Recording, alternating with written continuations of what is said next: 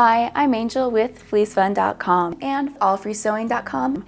Today I'm going to show you how to make the Baking Outside the Box apron, a cute child apron that comes in 3 sizes inspired by the Baking Outside the Box cookbook.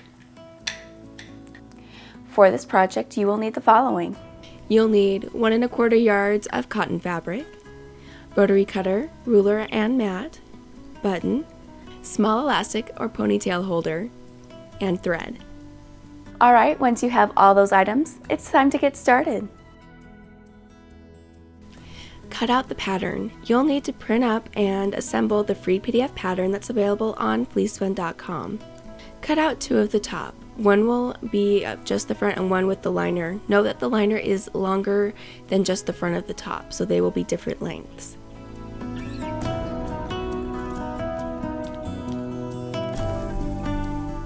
In addition to the top, you'll need to cut out the following pieces of cloth.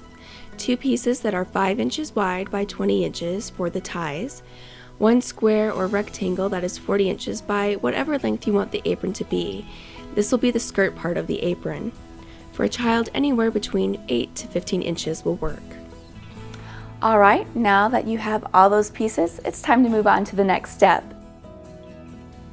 You need to prep a few pieces by ironing. Ironing is extremely important. It really makes the pattern easier to put together and it gives it such a nice crisp look, so please do this step. Taking the 2 long strips that will be the ties, fold them in half and press with right sides together. Then sew along the edge using a 1/2 inch seam allowance. Turn right side out.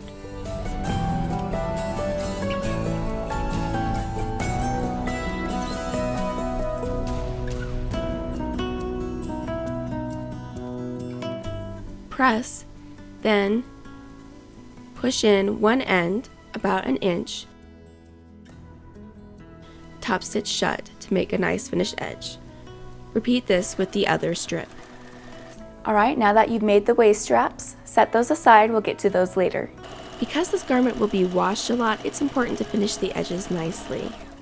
Make a baby hem around 3 sides of the apron skirt, the sides and the bottom. To do this, turn under 1/4 inch twice. You can make guides by sewing a straight stitch 1/4 inch away from the edge and then 1/4 inch away from the straight stitch you just made. Turn under twice, press, and then sew down. Alright, now that you've finished off the skirt, it's time to attach it to the bodice. Now it's time to prep the bodice. Take the front of the bodice, so this will be the shorter bodice piece, and the large skirt of the apron. Make a basting stitch along the top of the skirt, the one side that you didn't finish of the apron skirt, near the top edge, about 1/4 inch down. You might want to mark the center of the bodice and the center of the skirt with a pencil to help you make your gathers even.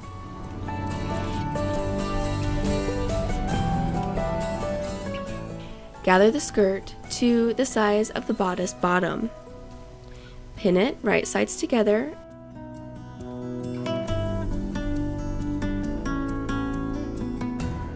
and then sew along the bottom using a 1/2 inch seam allowance.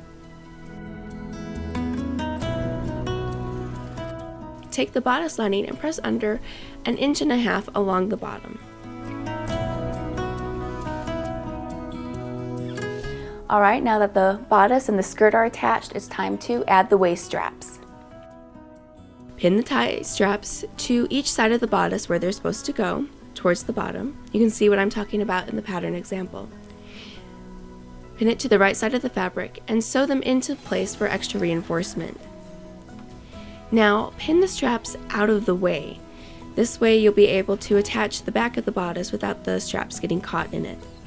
Now you need to make the elastic loop. Be sure to test it on your button so it's the right length. Place it on the end of the long strap, facing in, and tack it into place for extra support. Perfect! Now it's time to add the bodice lining. Pin the lining or back side of the bodice to the front. Right sides together, the straps and loop should be sandwiched in between. Sew all the way around the bodice from one side to the other, leaving the bottom, where the bodice meets the skirt, open. Use a 1/4 inch seam allowance.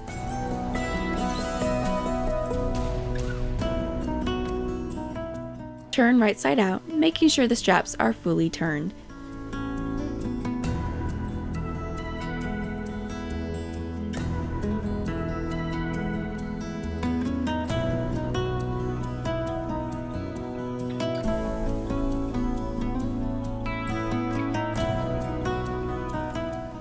Here's a tip. I like to use a crochet hook to grab the elastic and turn the long neck strap right side out. Great, you're almost there. Now it's time to finish off with some nice top stitching. Now that the bodice is turned, you're almost there. Top stitch all the way around the bodice, a 1/4 inch from the edge, including the bottom. This should sew the gap shut.